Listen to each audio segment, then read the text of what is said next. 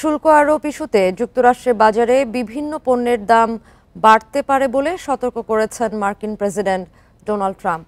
এই আশঙ্কার সঙ্গেই বিশ্বজুড়ে অর্থনৈতিক প্রবৃদ্ধিতে মন্দা ও মূল্যস্ফীতি বেড়ে যাওয়ার বিষয়ে উদ্বেগ জানাচ্ছেন অর্থনীতিবিদরা।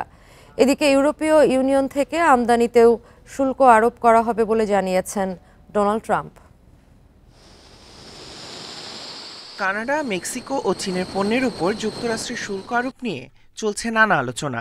শনিবার দেশ তিনটির উপর শুল্ক আরোপ নিয়ে 3টি নির্বাহী আদেশে সই করে তা কার্যকর করেছেন মার্কিন প্রেসিডেন্ট ডোনাল্ড ট্রাম্প। তার দাবি, চীন, মেক্সিকো এবং কানাডার মতো অন্যান্য দেশগুলো কয়েক দশক ধরে যুক্তরাষ্ট্রকে লুটপাট করছে।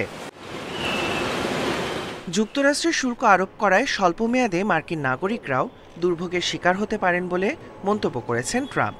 যুক্তরাষ্ট্রের বাজারে বিভিন্ন পণ্যের দাম বাড়তে পারে বলে সতর্ক করেছেন তিনি। তবে এই ত্যাগ ভবিষ্যতে কাঙ্ক্ষিত ফল বয়ে আনবে এবং আমেরিকা আবার মহান হবে বলে ট্রুথ সোশ্যালে এমনটাই লিখেছেন ট্রাম্প।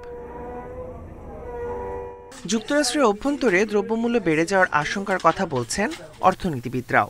একই সাথে শুল্ক আরোপ করায় বিশ্বজুড়ে অর্থনৈতিক প্রবৃদ্ধিতে মন্দা ও মূল্যস্ফীতি বেড়ে যেতে পারে বলেও উদ্বেগ জানিয়েছেন তারা।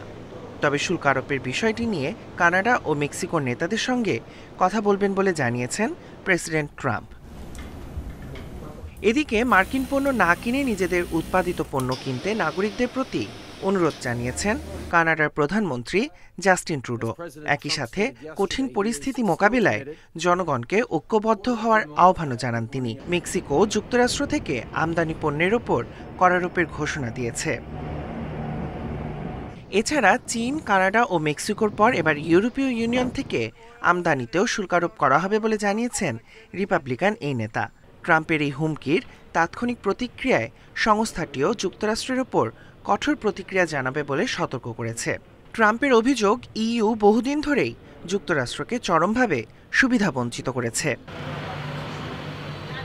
Tahmid Abrar, independent news.